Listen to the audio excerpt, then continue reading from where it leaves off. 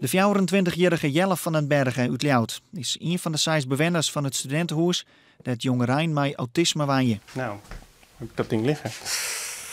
Hij had het syndroom van Asperger en had moeite met structuur en plan. Nou, zo heb ik wel eens problemen met mijn dag-nachtritme. Op het moment is het weer goed. Maar ja, ik wil ook nog wel eens tot 3 uur 's middags uitslapen en dat soort dingen. En dat is niet helemaal de bedoeling.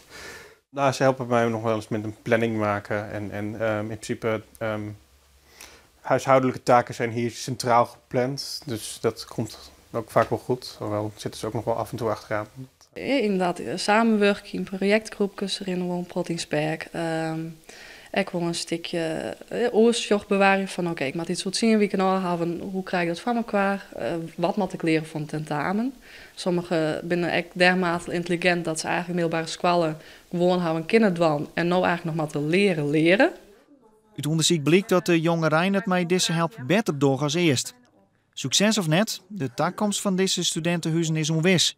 Van takom hieraf wordt het net meer landelijk regelen, maar per gemeente. Op het start betaal je de studenten dus de zwarig vanuit het PGB. En op het moment dat dat net kan, had dat worden dus gevolg voor de studenten om gebruik van u te kunnen maken. Dus ja, dat had ik gevolg voor uw heel bestaan eigenlijk. Uiteindelijk wil Jelle heel dol op hemzelf waaien. Maar hij is blij dat er het nou beziekje kan, maar in vangnet mocht het misgaan. Als ik volledig op mezelf was gaan wonen, dat is een best wel grote kans geweest dat het mis zou gaan. En dat ik echt na 1,5 jaar of zo in de put zou zijn en weet ik veel, terug naar mijn ouders moest verhuizen en weet ik veel wat. Allemaal dingen die misgaan. Studie faalt. Ik denk niet dat ik het zonder zou kunnen redden.